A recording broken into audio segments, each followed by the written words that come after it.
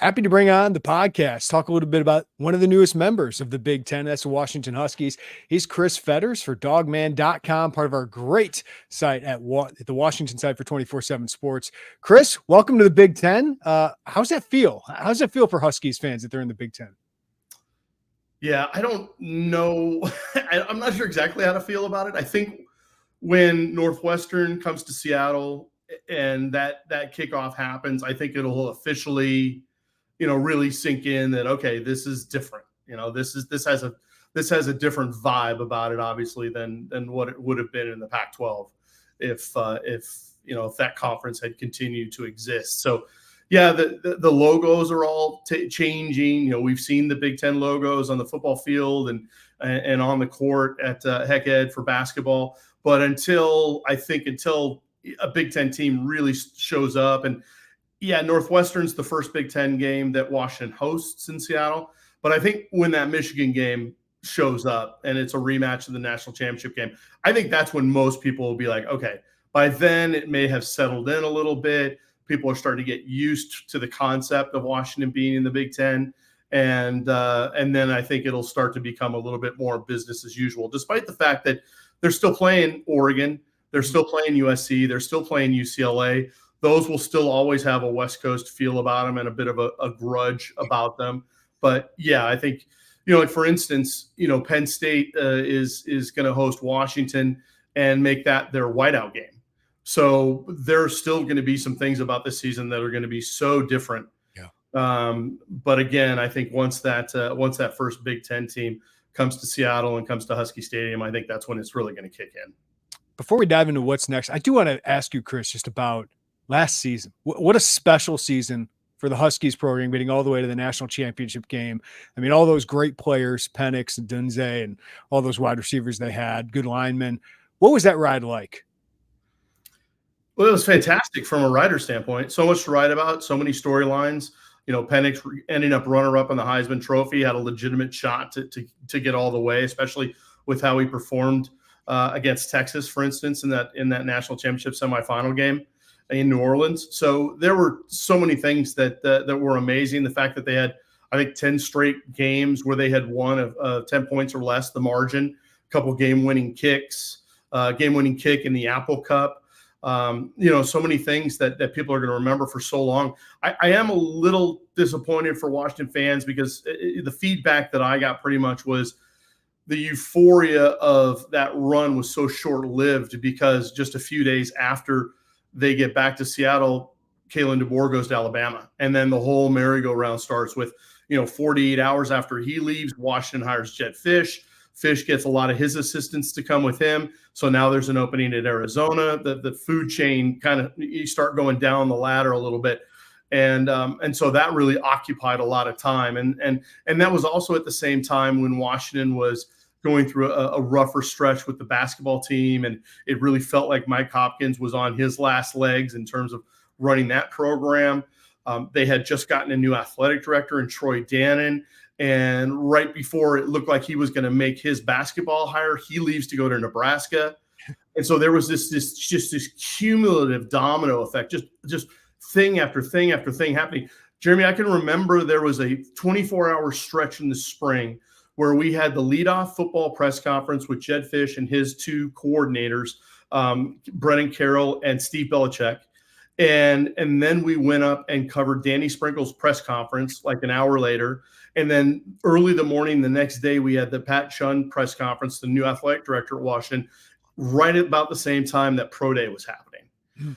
All these things in a typical year, if we had spring stuff like that, we might be doing 4 of those things in an entire week. We had all those in 24 hours.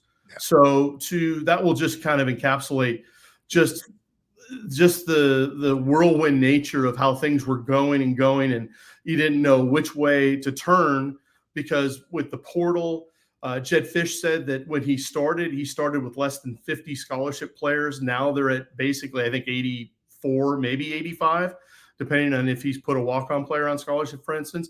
But the work that they've done going through spring ball, but getting all their guys, getting a ton of guys that had originally signed with Arizona to come to Washington, for instance. So much was going on. So to go back to the original question, it was an amazing trip. I mean, covering it was phenomenal, but it was so short-lived because, like I said, by the end of that week when they came back, everything had turned upside down and everything was on its head. Yeah, that's a great point. You just didn't have time to soak in it, right? No, and that's the thing. It's despite how poorly the game went for Washington against Michigan, because Michigan was just that good, and Washington just didn't have the offensive firepower to overcome it. Made too many mistakes, and Michigan certainly had a great game plan offensively against a Washington defense that was above average, but certainly was not elite like Michigan's was. To not be able to kind of revel in the idea of like, oh my God, they still went 14-1, first time in school history. Because the national championship that they won back in 1991 was still a contested one because they didn't have a playoff. This was still the stuff of opinion and newspaper polls and everything else.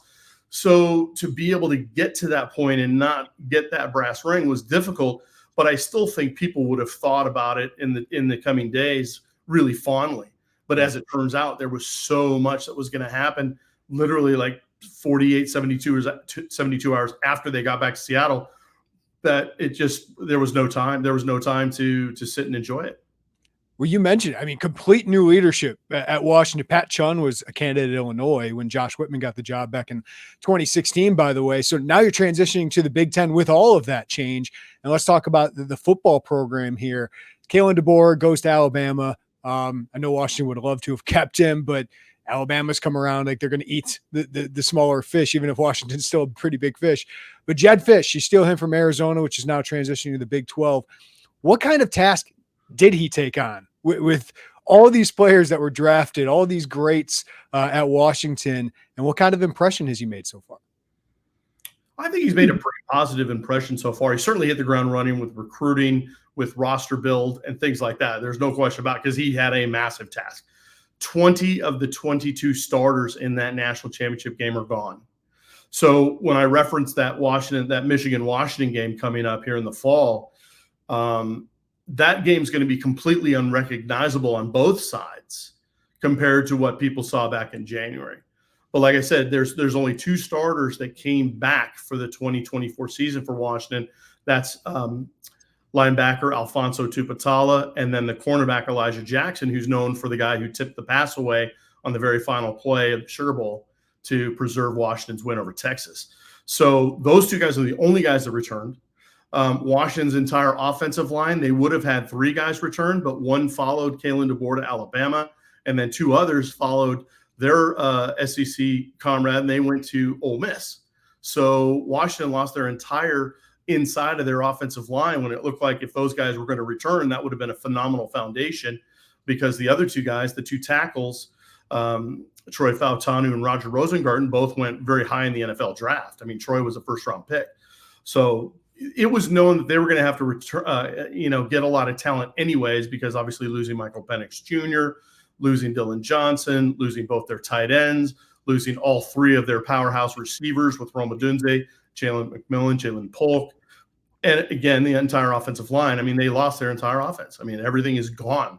I mean, basically all the production is gone. But what Kalen DeBoer did do is that he at least got a little bit of a running start before he decided to leave Washington. He was able to get Will Rogers, the Mississippi State quarterback, basically second in the SEC all time in passing, because of his work primarily with Mike Leach in that air raid offense.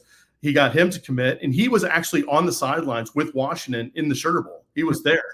And then he opened up his recruitment, obviously, when DeBoer went to Alabama, but then Fisch got him to recommit to Washington and stay there, which was massive, because there's a number of players that were thinking long and hard about going somewhere else once DeBoer left, because it's a feeding frenzy. They have the opportunity to go into the portal and check out all their options. Almost all of them did. But yet they still got a number of guys to come back. I think it was almost like 10 guys that came back, which will prove to be the foundation of this team in 2024. So he did that. And then the other thing he did too, which is an unfortunate kind of byproduct of this portal system and the way they have it set up, is that when he left Arizona, that allowed all the guys that had signed with Arizona to open up their recruitment again, their letters. They could null and void those letters if they wanted to. Arizona let them out of those letters.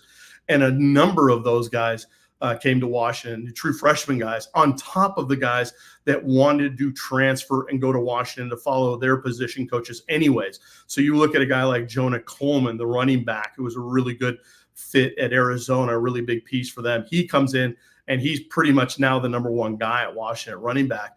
And then you look on defense, Ephesians Pricesock, the 6'4" cornerback from Arizona, he came up with his position coach, John Richardson. So you just see little elements of what Arizona was all about, because, and you talked about the task ahead for Fisch.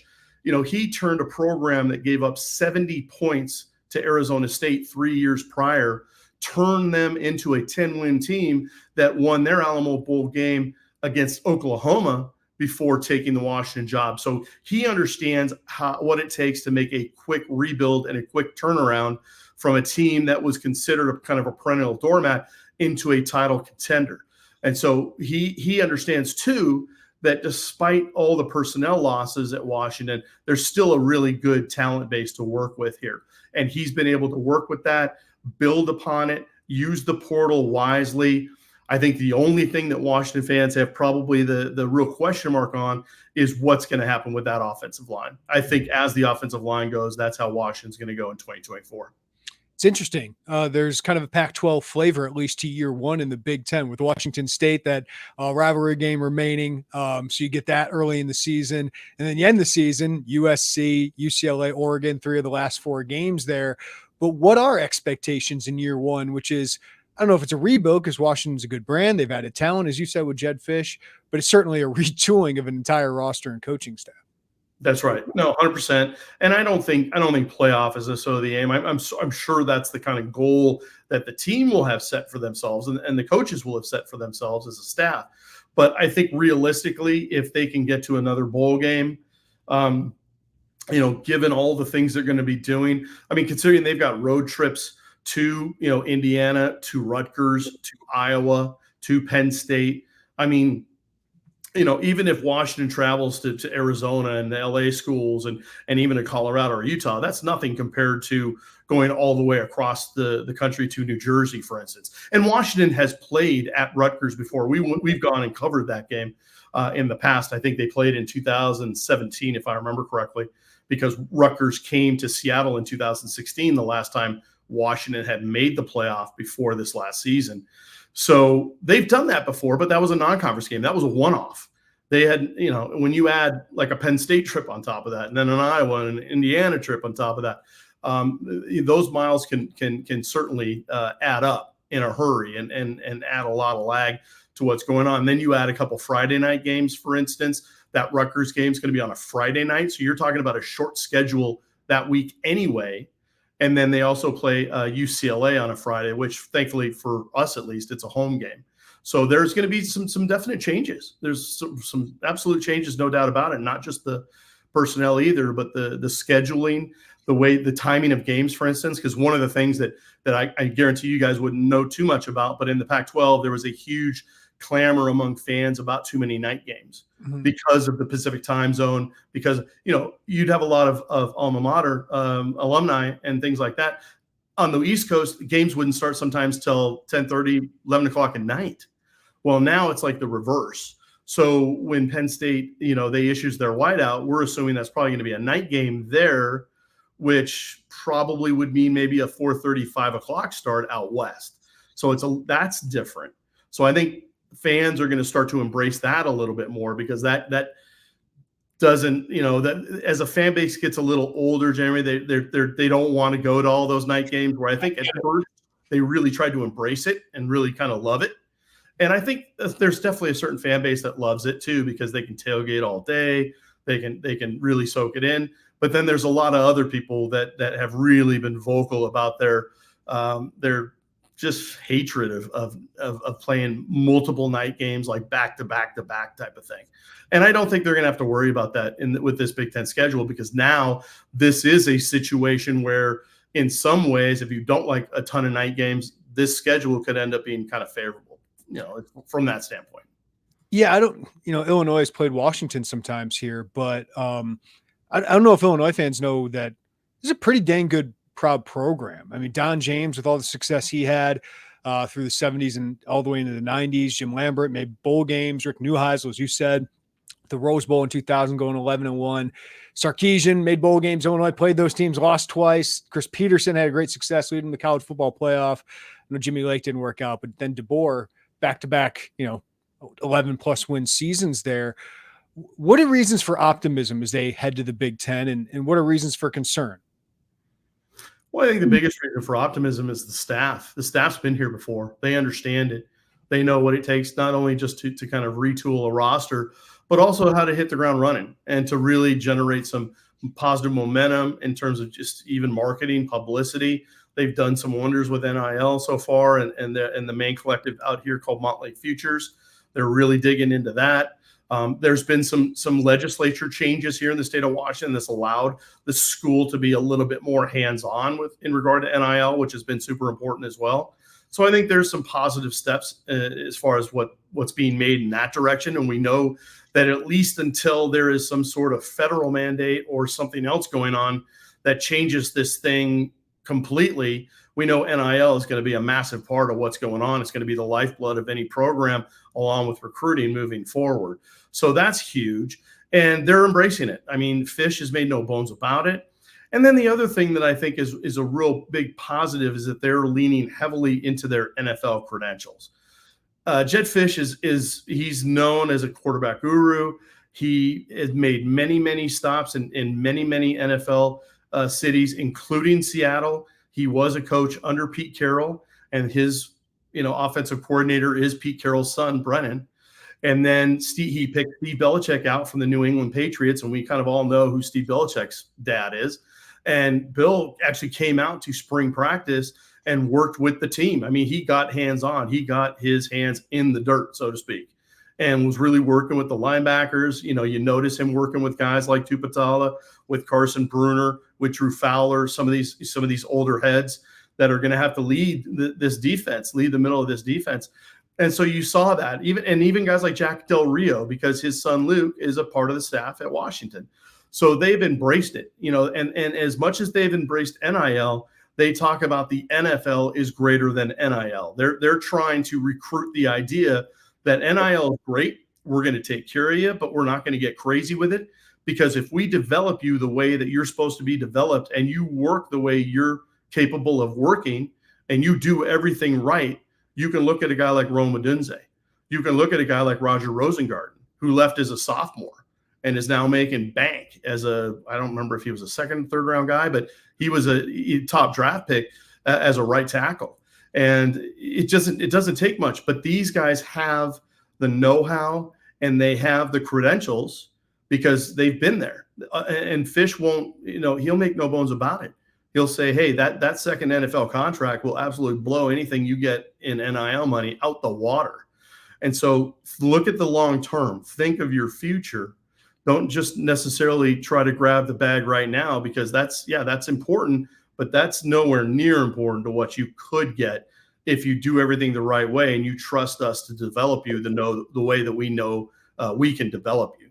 So those two things, I'd say, just their ability and their track record of success in turning around teams quickly, and then also the NFL angle and really being an attractive alternative as far as that goes, because they're not going to compete with the collectives in Texas and Georgia and Alabama and Ohio State. They're not going to be able to do that. And even Oregon, Oregon is trying to spend their way to the top, and more power to them. If you've got the money and you've got someone that's willing to put the money out there and do it while you can, because it's finite, it's limited. There's only so much you're going to be able to get done with something like that.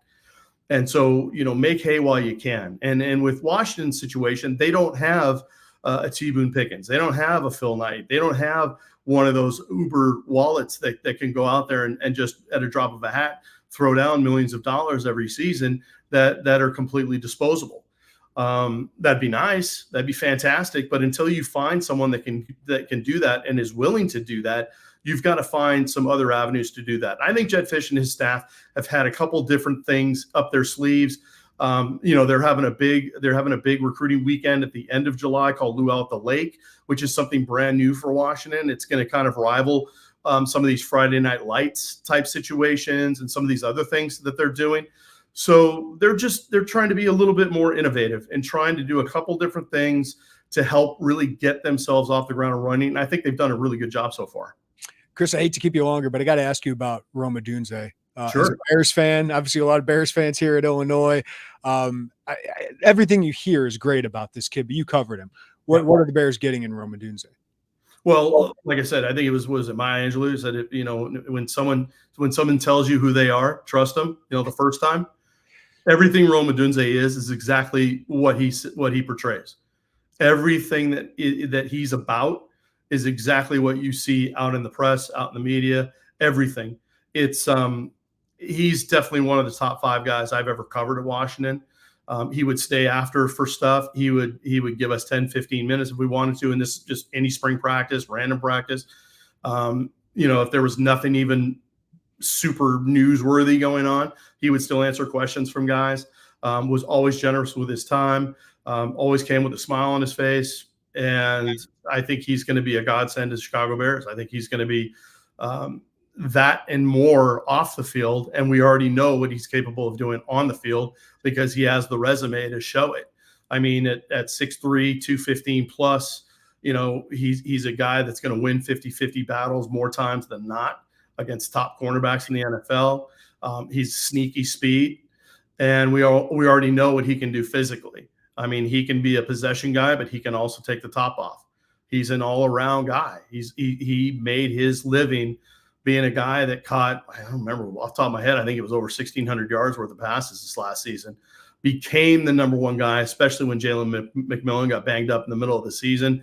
And Jalen Polk was able to take a little bit of a load off of him and become kind of that number 2. But it was really Rome's team from a receiving standpoint. And the connections that he's had with Penix have been unreal. I mean, that catch at the end of the Oregon game, the first Oregon game, was unreal. Just like I said, I could go on and on with superlatives, but they've already been said. Nothing I can add to him other than I can confirm everything that you've seen about him is true. Good to hear. Well, there's a big basketball school at Illinois, and they get a new coach at Washington with Danny Sprinkle coming from Utah State. Grant Osabor obviously made some news with the transfer into Washington. What's the transition to the Big Ten going to be like for that program with a new coach too? Well, I think the transition to a new coach comes at a good time. And if you were going to move into a conference like the Big Ten, this is the time to do it. And I think they've got the right coach for the job for a couple of reasons. First of all, he's a Washington guy. I mean, yeah, he spent most of his time in Montana, but his dad, Bill, played under Jim Owens at Washington, was a cornerback, and Jim Owens was the coach before Don James. So there's a massive history there. Danny Sprinkle grew up basically in the Don James era. And they would come out from Montana to go to Washington games. Him and his sister and his dad, they would go to games, and he grew up in it. So when the Washington job came calling and Troy Dannon tried to lock that thing up, Danny Sprinkle took the job without an athletic director and without a school president. Now there's no school. There won't be a school president soon, but he took the job at Utah State without an athletic director or president. So when Washington fans were like, is Sprinkle going to be interested in this job with no athletic director? It's like, it didn't stop him at Utah State. And now this is a job he truly covets, way more than Utah State. So I think it's a good move there. And then the other thing too, is that he really brings a physical, tough mindset. I mean, we've had guys here at Dogman that have gone and see a couple practices. They basically say it looks like football on the court. I mean, the guys are getting blasted. I mean, and it's a tough practice. I love Mike Hopkins to death. He was one of the best guys we ever dealt with, but his style of play is so different, apparently just off first impressions, compared to what Danny Sprinkle has shown so far on the court with his guys. And again, much like Jedd Fisch, complete remake. The only guys that came back were Frank Kepnang, who was injured, the center, Christian King, and Wilhelm Breidenbach, a transfer from Nebraska. Those are the only 3 guys that came. He had to get 10 new players, and he's done it. And you mentioned Great Osabor, the kid from Utah State, but he also followed him from Montana State to Utah State. So basically wherever Sprinkle has gone, that's where Great Osabor has gone. And I know there was headlines about the $2 million NIL. Don't believe the hype. And it's not even close to what that is. The NIL is not even close to that. But at least according to our sources. Yeah. So it'll be interesting to see how that all gels together. But the one thing I will tell you is that the style of play we know in the Big Ten compared to the Pac-12, at least perception-wise, is that it's just a tougher, more of a grind, right? And it's just going to be banging every game. It doesn't matter if you're playing the worst team or the best team. And there's obviously still going to be a multitude of styles within the conference that you still have to figure out answers to. So we know that that's going to be a big part of it. But I think the one thing that Washington fans should kind of get some comfort from is the fact that Sprinkle understands it. He knows what it takes. I mean, they played Purdue in the tournament, and they didn't do very well. But then again, when Purdue wins a national championship or gets to the national championship game, not very many teams are going to be able to match up against what they bring to the table in terms of Edey and the other guys that they had. So he's aware. He knows fully well what he's getting into. He's planning accordingly.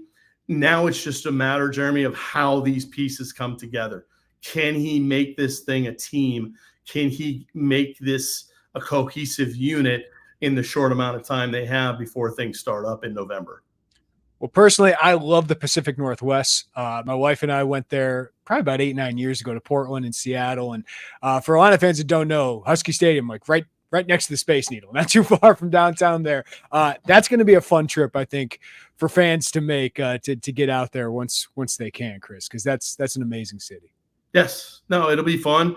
I guarantee you Washington fans are going to love hosting Big Ten fans. I think that there's always been this kind of symbiotic relationship between the Pac-12 and Big Ten when it was the Pac-10, when the Rose Bowl was Washington versus Michigan, when it was USC versus Ohio State, or, Penn State versus a USC. There's always been that Big Ten, that Midwest, West Coast thing that's always made sense. So does it really make a whole lot of sense that Washington, Oregon, USC, and UCLA are in the Big Ten now? Probably not. But there are still some threads that kind of keep all this stuff together. And I think there is a mutual admiration, I would say, between schools like USC, UCLA, Washington, Oregon, with the bigger Big Ten schools because of some of the games that have been played, like Oregon beating Ohio State in the shoe a few years back. There are going to be some rivalries that start to form because of that. And yet at the same time, because they all play each other too here out west, those natural rivalries are still going to continue. Like basically the Washington-Oregon game now is going to be played when the Apple Cup would have been played with Washington State. So now they have kind of moved into that natural rivalry spot. And if you ask a lot of Washington fans, truthfully, they're going to tell you Oregon replaced Washington State as a rival probably about 20 years ago. So in that sense, not much has changed. But I think just overall, I would encourage any Big Ten fan, Illinois fans, all fans, to come out and enjoy Seattle because it's a hell of a city. It's an international city. Gateway to Asia in a lot of ways. So with, the Asian food, teriyaki, it's my go-to, but you got the sushi, you've got fresh fish and chips, you've got all that stuff. If you love seafood, you won't find, well, let's put it this way. Seattle is one of the best in the world when it comes to seafood, but just in general, the hospitality will be there. And I think that Washington fans are really set to embrace what the Big Ten is all about. And, I know that the Big Ten is a lot about hospitality. For instance, Washington going out to Iowa, I can't imagine what that scene's going to be like with the Children's Hospital and then going out to the whiteout. I mean, these are things that as a kid growing up in Seattle, you look at from afar and you're like, wow, that must be amazing. So Washington's got they've got their work cut out for them in terms of creating some new traditions and creating some new friendships with some of the other Big Ten teams that are out there. But with Washington and Husky Stadium calling itself the greatest setting in all of college football, they've got some good building blocks. And so I think it should be a really interesting time moving forward. Chris Fetters, dogman.com. Chris, great to see you, man. Welcome to the conference. Can't wait to see you out in Indianapolis and can't tell you thanks enough for all this time and insight, man. Of course. Thank you, Jedd.